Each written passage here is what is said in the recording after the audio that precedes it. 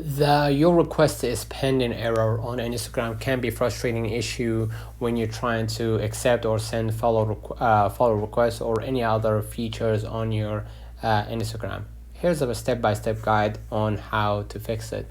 You can go ahead to your Instagram right here, right, and make sure that you updated the app to the latest version. Okay, click on your profile icon at the bottom right, and then click the three bars at the top right here, and then scroll a little bit down till you see the more info in support section. Click that on the account status, and basically get to see multiple options. Click the last option, features you can't use, and as you can see right here, I have access to all the features right now.